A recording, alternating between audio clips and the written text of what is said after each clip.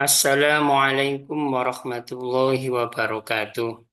Alhamdulillah, pada kesempatan pagi hari ini kita masih dapat bertemu kembali dalam keadaan sehat walafiat. Sebelumnya kita berdoa dulu Al-Fatihah. Bismillahirrahmanirrahim. Alhamdulillah. Selesai. Selanjutnya, marilah kita mulai pembelajaran kali ini dengan tema tentang akidah, yaitu tentang iman kepada kitab-kitab Allah Subhanahu wa Ta'ala. Kalau kita ingat kepada kitab Allah, maka kita akan ingat kepada rukun iman. Rukun iman itu ada berapa? Rukun iman ada 6. Nah, iman kepada kitab Allah ini masuk urutan ke berapa? Satu, iman kepada Allah. Iman amantu billahi wa malaikatihi wa kutubihi. Yang ketiga, itu urutan iman kepada Allah, kitab Allah adalah urutan yang rukun iman yang ketiga.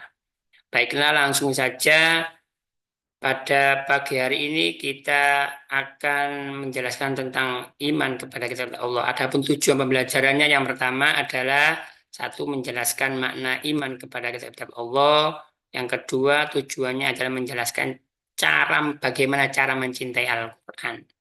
Yang ketiga adalah memiliki perilaku terpuji dan bersikap toleran terhadap perbedaan. Yang pertama, pengertian iman kepada kitab-kitab Allah Subhanahu wa Ta'ala. Apa iman? Makna iman kepada kitab Allah adalah mempercayai dan meyakini sepenuh hati bahwa Allah Subhanahu wa Ta'ala telah menurunkan kitab-kitabnya kepada para nabi dan atau rasul yang berisi wahyu Allah untuk disampaikan kepada seluruh umat manusia. Itu pengertian dari iman kepada kitab-kitab Allah Subhanahu wa Ta'ala. Mempercayai dan meyakini sepenuhnya. Selanjutnya, setelah tahu makna dari iman kepada kitab-kitab Allah, maka kita apa saja yang diturunkan oleh bumi? Satu, kitab Taurat, Injil, Zabur, dan Al-Quran. Tapi kesempatan kali ini kita fokus pada kitab Al-Quran.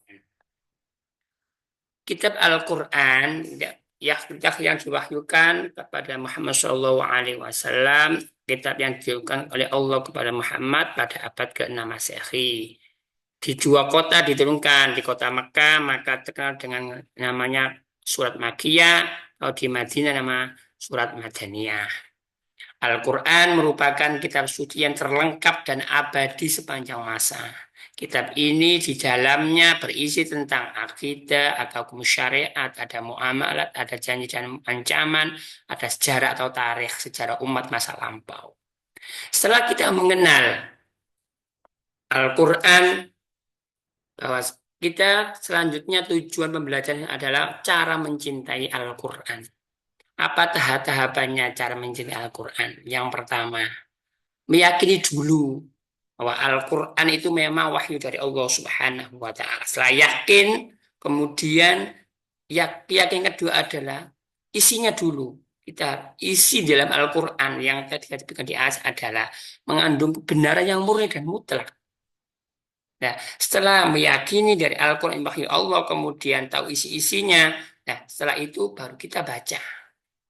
Setiap hari baca Al-Quran. Satu ayat, dua ayat, tiga ayat, kemudian kita pelajari, kita kemudian kita pahami. Dengan cara apa? Satu, terjemahan dulu, penafsirannya dulu, asbabun nuzulnya, bagaimana Al-Quran itu turun, di mana, kan. Kemudian setelah semuanya paham, baru kita amalkan dalam kehidupan sehari-hari.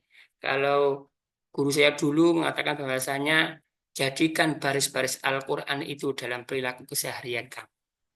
Itu cara mencintai Al-Quran seperti itu. Selanjutnya, keutamaan Al-Quran dari kitab-kitab yang lain. Al-Quran terpelihara kemudiannya hingga akhir zaman. Yang kedua, tidak ada suatu makhluk pun yang dapat menandingi kehebatan Al-Quran. Yang ketiga, membaca Al-Quran merupakan ibadah. Yang keempat, isi Al-Quran mencakup semua aspek kehidupan manusia yang sesuai dengan fitrah manusia. Selanjutnya, sikap toleransi beragama. Toleransi beragama adalah sikap saling menghormati dan menghargai antar pemeluk agama yang berbeda. Kenapa kita penting untuk bertoleransi, menciptakan kerukunan, persatuan, dan kedamaian.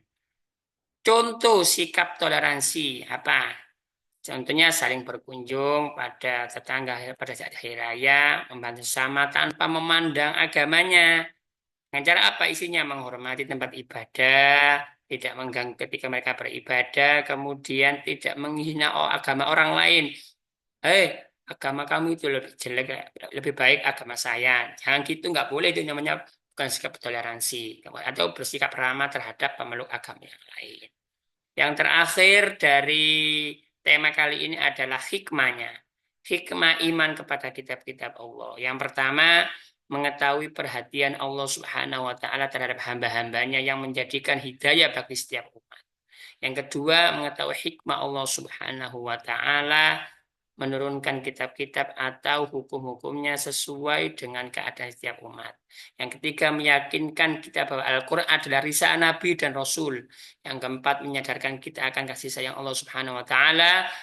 Yang kelima, hikmahnya adalah menanamkan sikap toleransi terhadap penganut agama lain, mempertebal keimanan kita kepada Allah Subhanahu wa taala. Kesimpulannya yang terakhir, pada pertemuan kali ini adalah yang pertama, kita tahu tadi pengertian iman kepada Allah sudah, bagaimana tahapan cara mencintai Al-Quran, kemudian bagaimana kita toleransi dan sikap terpuji terhadap perbedaan, terhadap orang lain yang beda agama, yang terakhir adalah hikmahnya bagaimana kita beriman kepada kitab-kitab Allah Subhanahu wa taala. Amin.